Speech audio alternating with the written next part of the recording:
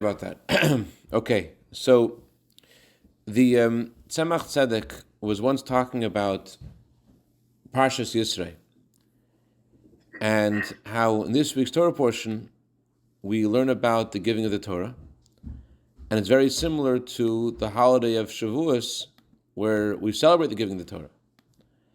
And Tzemach Tzedek said that there's a difference between Shavuos and Parshas Yisrei. The difference is it's similar to the difference between the month of Elul and Rosh Hashanah. The month of Elul, it says the king is in the field. Hashem is more accessible to us, and it's not like in Rosh Hashanah Yom Kippur where the king is in the palace and Hashem is sort of speaking in a state where He brings us to feel reverence and awe because we're in the palace. But in the month of Elul, He's accessible to us without the impression that being in the palace has. In a similar way, Tzemach Tzedek said this Shabbos, Parshas Yisrei, it is a celebration of the giving of the Torah, but it's more like the king in the field. It's not like the holiday of Shavuos, where the anniversary of the giving of the Torah, where it's a different energy. So I wanted to share with you a story that highlights in a very fascinating angle what the giving of the Torah is about. This story is about the Rebbe Maharash, and it's not something that we would naturally associate with the giving of the Torah, but the Rebbe Maharash did, and the Rebbe Rashab and the previous Rebbe all involved in the story, did associate this event with the giving of the Torah. So the Rebbe Maharash would travel to a place called Marienbad. And in that time, it was a health spa that many, many tzaddikim would visit for health reasons. And before the previous Rebbe shared the story, he said that his father, the Rebbe Rashab, would say about a story. Thank you, Rebbe Zalman. Okay, it's actually customary to have hot water on Motzei Shabbos because it says that Hashem heals the brokenhearted, and He heals their wounds. So the word mechabesh, which means to heal, stands for Mayim Cham Motzei Shabbos, hot water Motzei Shabbos, l'chaim v'rafa.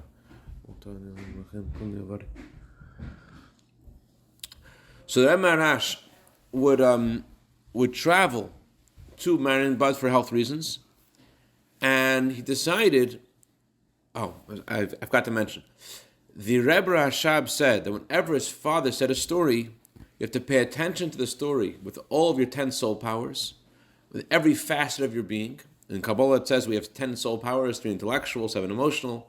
And he said you have to pay attention, said the Rebbe Rashab, when my father says a story, to every word that he says, because the stories that he says are meant to affect every facet of your being, and therefore if you pay attention to every word of the story in a way that it comes into every one of your soul powers. So with that in mind, here's the story. So Rebbe Maharash said like this. He was traveling back from Marienbad, and he wanted to go back home to Lubavitch, and he decided to travel home through Vienna and Warsaw, and to visit Berdichev on the way. And he didn't want anyone to know about this, except for only his trusted Gabbai, Reb Pinchas Leib. So he comes to Berdichev. He arrives there early in the morning. He stayed at a hotel. He did the morning prayer of Shacharit. And he went to the Ohel, he went to the resting place of the holy Tzaddik Reb Levi Yitzchak of Berdichev. When he left the Ohel of Reb Levi Yitzchak of Berdichev, he decided he wants to go see the synagogues of the Berdichever Chassidim, of the Polish Chassidim. And in one shul, he comes in, he sees people studying Torah. And in another corner of the shul, people are talking and saying stories. And he went into a second shul and a third shul. And everywhere he found young people and old people studying Torah together, or talking about stories of tzaddikim, positive things. And he engaged with the Chassidim. He asked them questions, but they were learning, and he was very satisfied to see that they really were very knowledgeable about what they were learning. And he spoke to the older Chassidim and the younger Chassidim, and he saw that they really have a firm grasp of the subjects that they're learning. So after visiting these various synagogues, he was going to go back to his hotel to rest before the train was going to leave. There's a few hours till the train was going to leave. When suddenly he saw a few older Hasidim with white beards, and even though it wasn't a warm day, it was cold, but their long coats were tucked in, and they weren't wearing any boots, they were just wearing shoes and socks, and they were carrying a large bucket of water, and they were talking very heatedly amongst themselves. And he was interested. He said, I could tell these people weren't regular water carriers. He also saw that there were young people who were following them, walking with them, and asking them, please give us a chance to carry the bucket.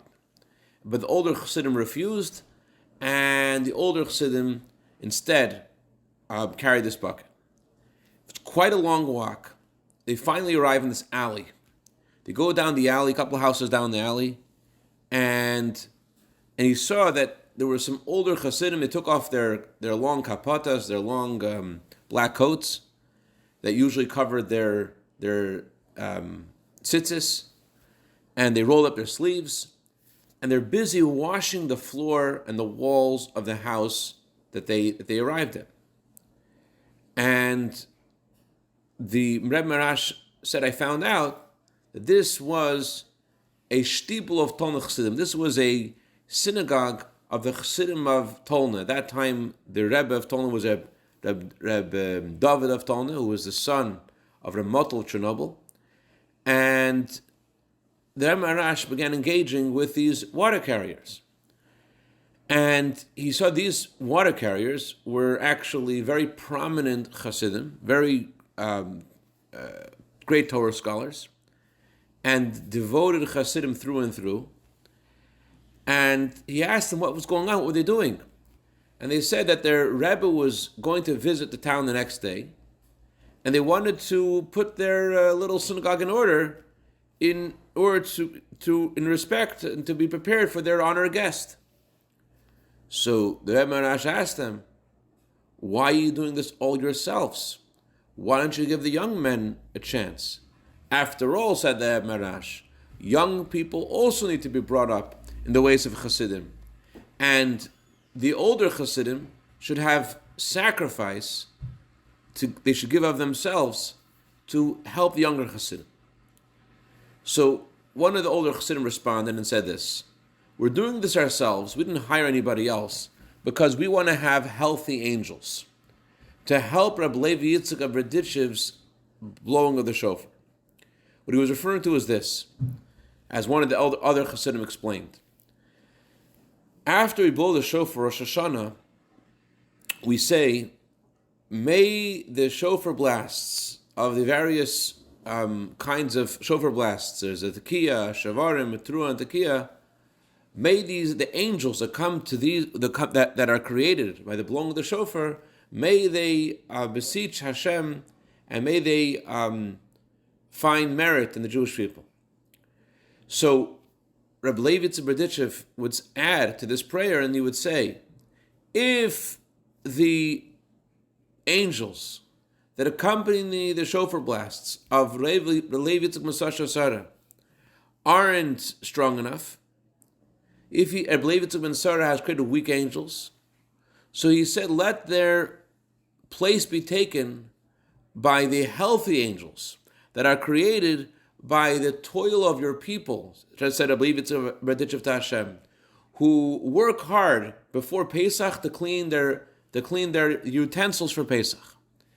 And Rabbi Levi Yitzchak Berdichev said that just like the acronym for the blast of the shofar are Tekiah, Shvarim, Trua Tekiah, Tashrak, that's the acronym that's written in the Siddur. So Rabbi Levi Yitzchak Berdichev said, so that acronym also stands for Shairin, Shabin, Raibin, and Kasherin. He says the acronym of different kinds of blasts of the shofar also stand for various things that are done to clean the house, to clean the utensils for Pesach. There's rubbing and koshering and cleaning. So let the angels create it, said I believe it's a B'disha, by the cleaning of the utensils for Pesach. Let that stand, let them stand instead of the weaker angels, if they are weak, that are created by my shofar blast. That's what I believe it's a B'disha would say. So this older chassid told the Rebbe Maharash, we also are doing this for the sake of his name and for the sake of his servant, our Rebbe, may he live and be well. That's what they were saying, and that's why they wanted to wash the home themselves. So the Rebbe Rashab told the story to the previous Rebbe, and he thought for a moment, and he said, the chassid, the Tulna chassid, responded very well to my father's question about why they didn't want to employ people to clean, and they clean themselves because they want to create healthy angels. In the merit of cleaning this synagogue in honor of their Rebbe, that should create healthy angels. But it didn't answer another question. The question was, why did they do it themselves? And why didn't they let the younger Chassidim be part of it? The fact that they didn't hire people, he answered. But why didn't they allow the younger Chassidim to help? Before we go to Rebbe Rashab's next part of the story of what Rebbe Rashab said, the Rebbe Maharash noticed that this whole event made a very strong impression on Rebbe Maharash, and he repeated it in great detail. But as they're about to leave, the Rebbe Maharash noticed that there was a well right next to their synagogue. So he asked, why did they get water from so far away when there's a well right next door? So the same old man answered the Rebbe Maharash and said this: Rabbi Baruch Yossels, he was one of the more wealthy Chassidim, he asked that we use his well, which is far, far away from their synagogue, and he promised that if we use his well, then he would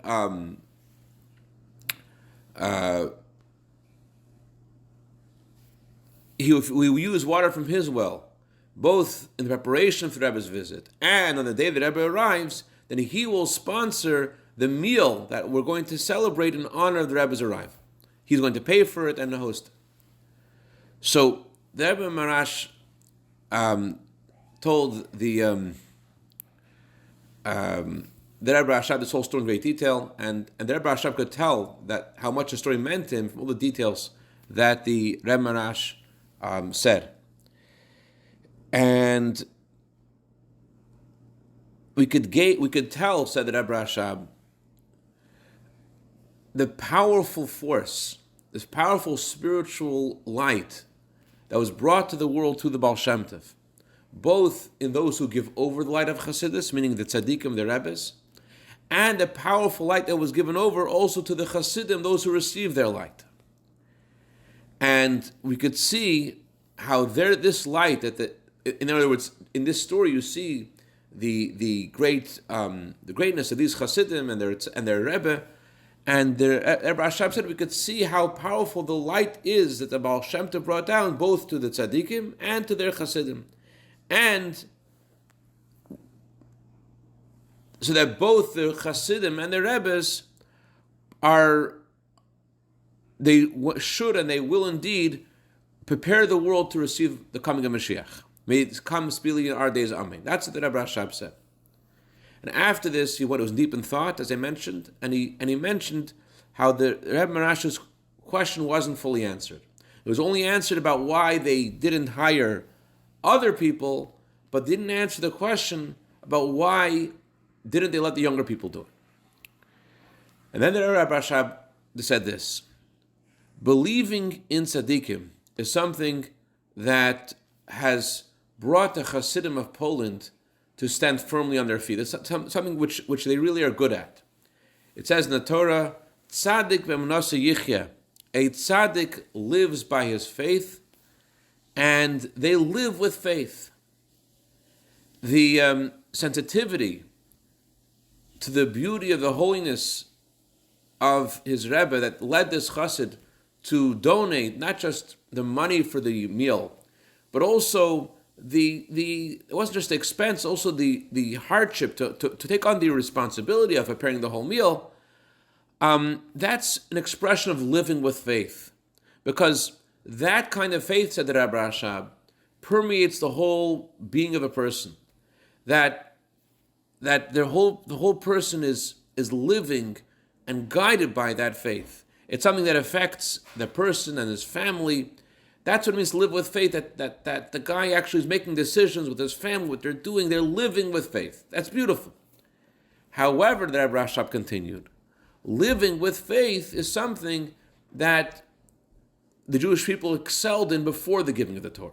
It's something that we had before the Torah was given. And it was in the merit of our faith in Hashem that Hashem took us out of Egypt. It was because we trusted in Hashem that He would take us out of Egypt. That's why we merited not just to leave Egypt, but also the splitting of the Red Sea and the revelation of godliness that accompanied the exodus from Egypt. So their faith brought them chayas. Their faith brought them vitality, brought them excitement. And in that merit, they and us too, we were redeemed. And there's nothing as high, that Rebbe Maharash said, as faith. And believing in Hashem, nothing as high as that. Especially when that faith brings you energy and vitality, so that you're alive with your faith, and alive in a way that encompasses every facet of your existence, your spiritual affairs, your physical affairs, the way you guide your family, and the fact that all this is alive is animated by your faith. That's a very lofty level. That's amazing. However, he made a comment. He said, that's all true before the Torah was given.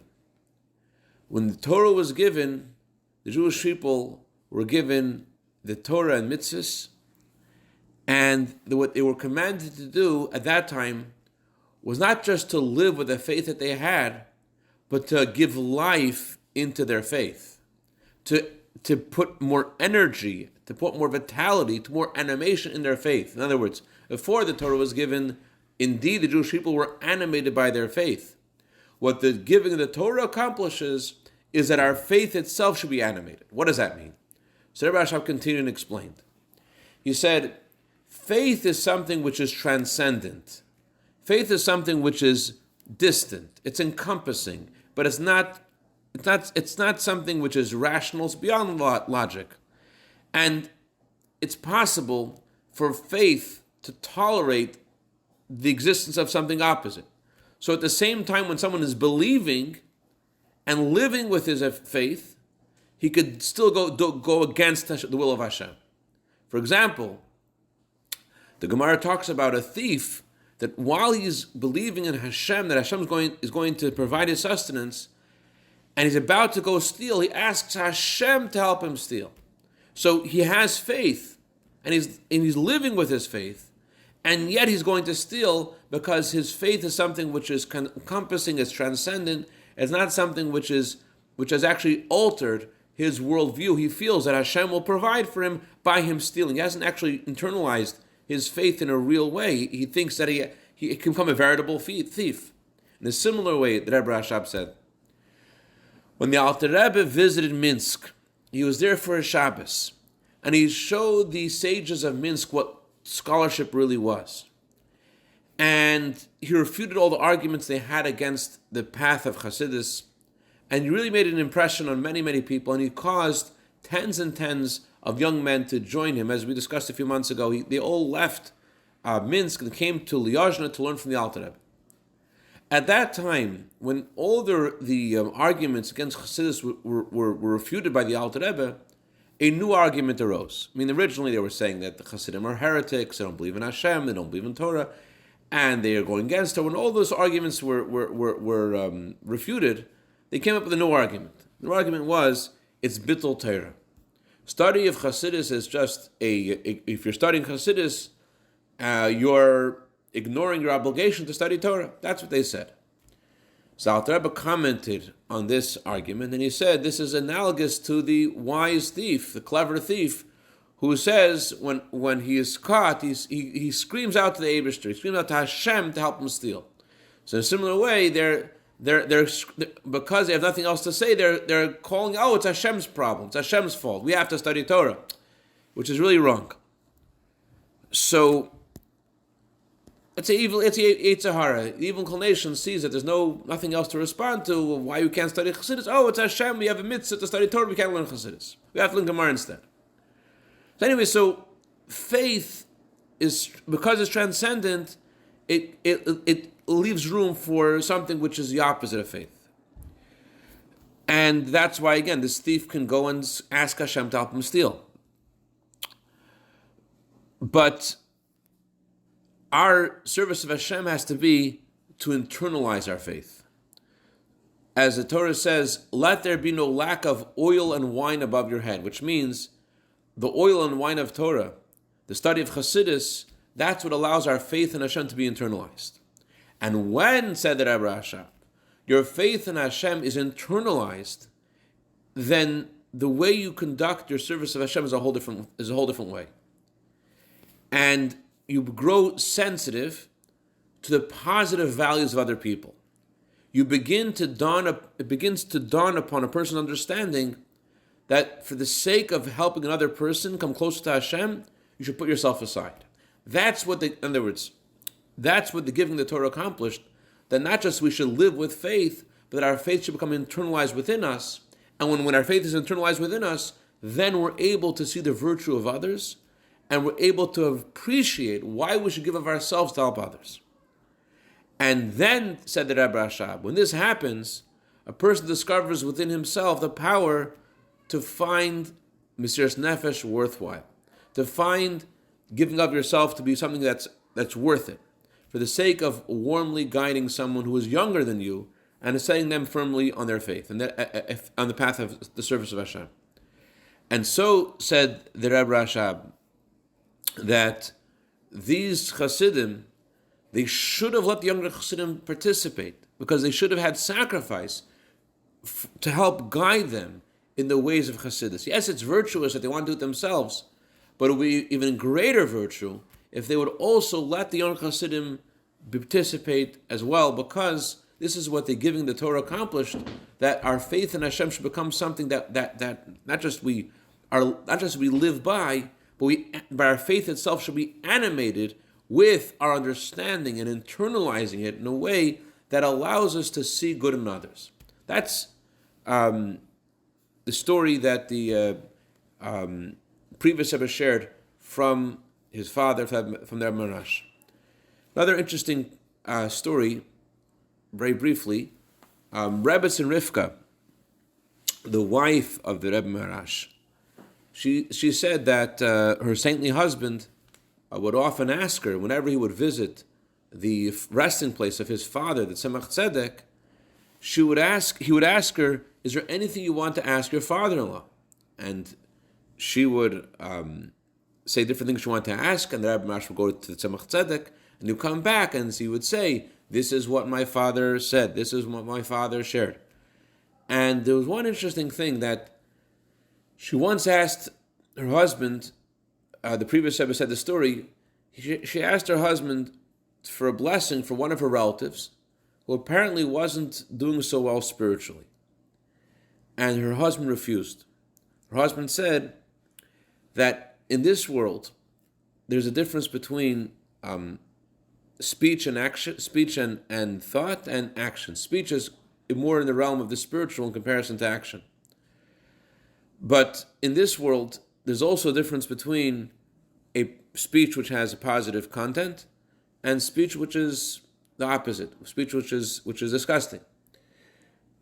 Even though speech is relatively spiritual, but it's still obvious the content of speech when it's not virtuous. But he said in the higher world, speech which is not which has something filthy inside those words, he said that the Rebbe Maharash, it smells like excrement. It just like we are repulsed by excrement. That's how speech, which is not pure, is viewed in the higher world. And therefore, he said, I cannot say these words that you told me to my father in the world of truth. I can't say those words because in other words, it'll cause him too much pain. He later came back and he told his wife that he didn't ask. He didn't say the exact details of what happened. He just asked him to arouse God's mercy for that relative, but without saying the details.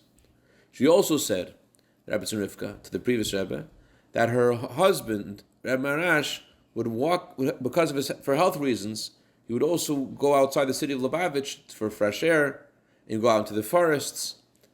And when he would go in the forest, he'd be visited by tzaddikim of previous generations, and he would come home and he would tell her who he met and which tzaddikim he spoke to and what tzaddikim had said to him, and he would share this all with Rabbi Rivka.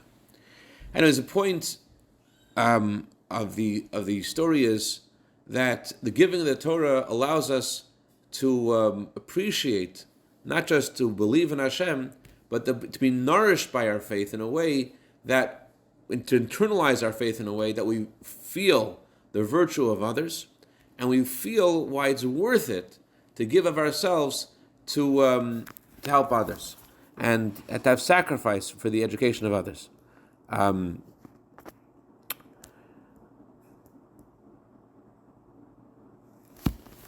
just wanted to share. Any questions or comments?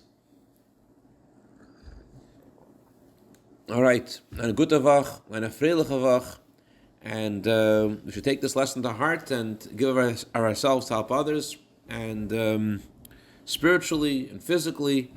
And the Eibishter Magid Dvar Rav Yaakov tells his words to Yaakov. So just like he tells us to give of ourselves to others, so too Hashem should bring back all of the young men, women, and children who are hostage, who are suffering, Eretz Yisrael, and should see the coming Mashiach Tzedekenu Makar of Mamish, L'chaim L'chaim V'racha. Rabbi, there's one question on my part with regards to Yitro converting to Judaism after he saw all the miracles of Hashem. So my question is, what was so special about Yitro's, after having observed all the miracles, to convert to Judaism? Isn't it kind of like anybody would have said, having experienced that the Jews overcame a superpower that for more than 400 years not even one person could leave Egypt, and here in broad daylight millions of people are leaving Egypt. So although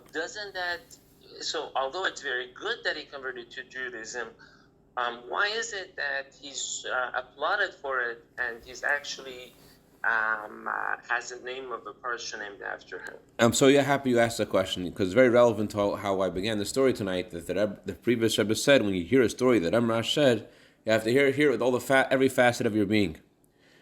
So in a similar way, the unique quality of Yisro is that everyone saw the events that happened in the world. What unique was the first word of the 6 Torah portions, Vayishma Yisro. Their heart, he felt it in a way that moved him. You could hear something. We just heard a story, but the Rebbe Rashab is telling us we hear the story has to be in a way of Vayishma, that it has to, if their hair have to feel it, and that's what the giving the Torah accomplishes. That not just we believe in general, but it becomes part of who we are. That our faith in Hashem is nurtured in a way that resonates in a real, concrete way in our lives, that we get it. L'chaim, l'chaim. To rephrase, Rabbi Levin, before the people hang up, if I understood you correctly, to rephrase what you said is that although everybody else also, heard of what happened to Israel, as it says in Az Yashir, it doesn't say anywhere that any other idol worshiper came to convert to Judaism, but it was only Yitro who came. So if I'm rephrasing your words correctly, that he's the only one who came, and the other ones, just ignored it, kind of. Yeah, it's similar to what it says about Avram Avinu. Avram Avinu, it says that Hashem told Avram to leave his father's house, his birthplace, and the Ramban asks, why does it say this about Avram uniquely? that Hashem told Avram to leave his father's house without giving us any introduction of who Avram was. I mean, by Noach it says he was a tzaddik, so Hashem spoke to Noach. But Avram doesn't say why Hashem spoke to Avram. So the Sfas Emes says it wasn't unique to Avram. Hashem says to every single. Hashem was talking to everyone in the world. What was unique about Avram that he heard Hashem's words. Everyone, Hashem was talking to everyone. But what was unique about Avram was that he heard. And it was, yes, I gotta go. You can leave me a message after. I gotta go. Good luck. Take care.